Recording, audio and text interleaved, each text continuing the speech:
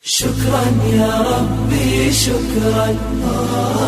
السلام عليكم ورحمة الله وبركاته. كسو دوادا كنالكين على افتاح ميديا. فضلا هداك عصب تهي سبسكرايب انو صار مقالك لايك صار شير جري اول بداك اسحاب تادا اد با وماسن تهي maanta waxaan ka hadli doonaa sidee ku baran kartaa luqadda Ingiriiska. horta barashada luqadda Ingiriiska ma fududo, laakiin waxaan ku tusayaa wadooyin loo tixraaco sidaad ku baran lahayd luqadda Ingiriiska.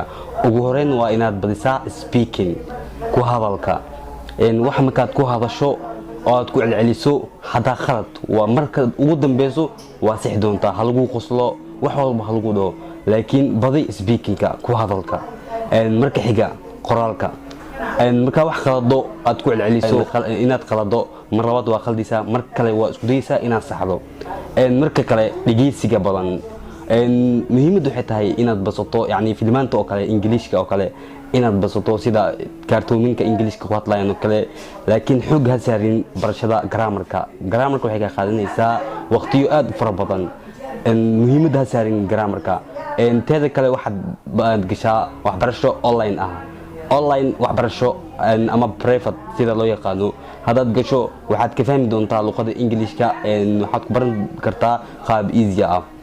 wadooyinkan aan ku soo sheegay hadaa raacdo waxaan hubaal ah in aad baran karto luqadda Ingiriiska. aad baa u baahan tahay halahan ku soo sheegay halahan hada soo gartay aad baa u baahan tahay. halkan ay ku adkeenaynaa. wassalaamu calaykum waraxmatullaahi wabarakaatuh.